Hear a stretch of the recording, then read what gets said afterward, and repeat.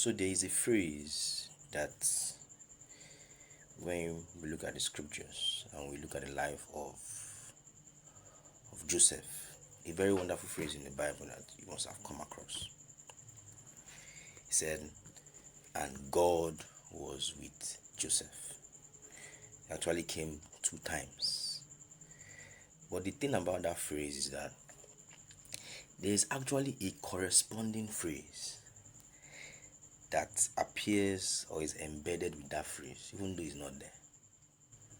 And the phrase is, and Joseph was with the Lord, or and Joseph was with God, or held to God.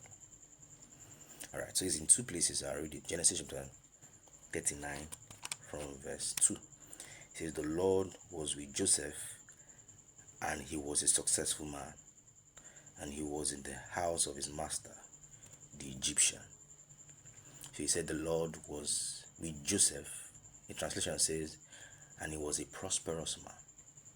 So an embedded phrase is also, as the Lord was with Joseph, Joseph was with the Lord.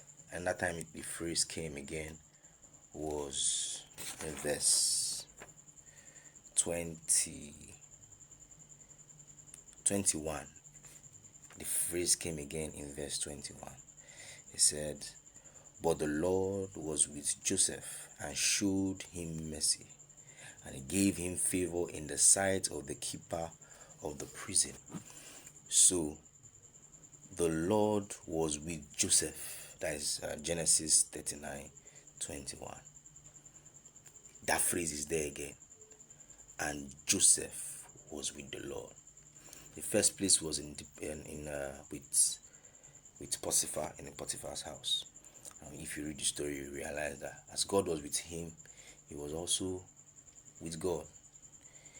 When he was tempted, he said, how can I do this wicked thing to God and to my master? So he acknowledged that God was with him. It's a two-way thing. If we walk with God and he walks with us, then we'll be able to do any great thing through us. But if we are not working with him, we can't do anything.